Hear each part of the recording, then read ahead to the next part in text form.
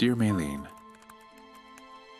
I came to Moore, Oklahoma to do a piece on the tornado, to capture stories of pain and loss on the one hand, as well as human kindness and service on the other, in the wake of that amazing storm. The thing about your story is that it helped me to see the tornado as just one chapter in a much bigger story. I don't think my story is particularly special. When I married my second husband, we became a blended family. A short time later, we learned that my sister's children were in need of a more stable home. I didn't know how it would work, but it seemed like the best thing we could do, so we adopted her 4 girls. We took a family picture right away because I wanted those kids to know that they belonged.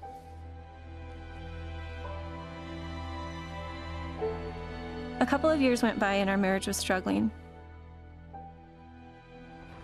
When my husband left, I was shattered. I felt aimless, abandoned, and imperfect. How could I take care of this family? I worried that I was messing up the lives of my kids.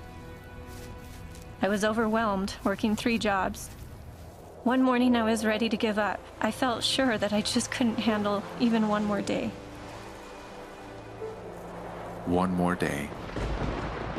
That day, the tornado came.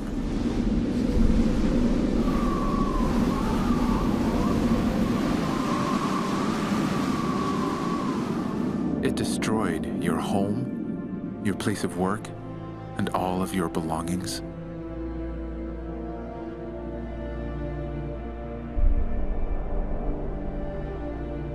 I was working at Plaza Towers Elementary School when the tornado struck.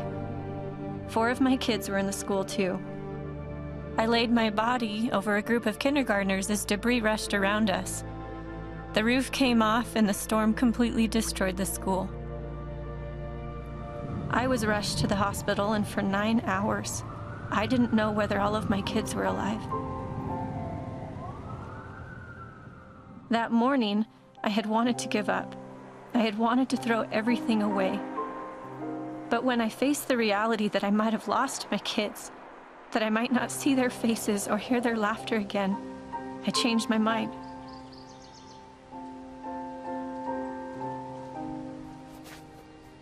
Seven children lost their lives in Plaza Towers Elementary that day. Late that night, when my kids and I were all together again, all alive and safe, I felt that no matter what happened, moving forward with God's help, we were going to make it. A short time later, a friend called me and told me he wanted to rebuild my house. I said, "How can you?" He said, "I have the skills and the means. That's what I want to do." My kids and I worked side by side with that friend, digging trenches, laying plumbing, and building a house. When I was down visiting Oklahoma and saw the impact that the tornado of May 2013 had on so many lives, the words to a hymn were rolling through my mind. God moves in a mysterious way, his wonders to perform.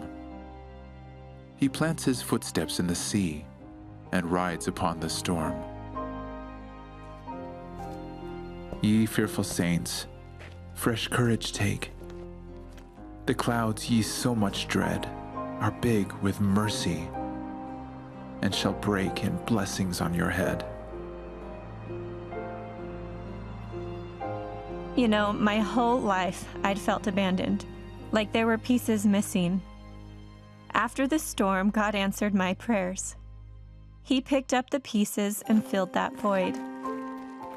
I don't ever have to feel like I'm going to be alone or abandoned again, because He's going to be there for me every step of the way.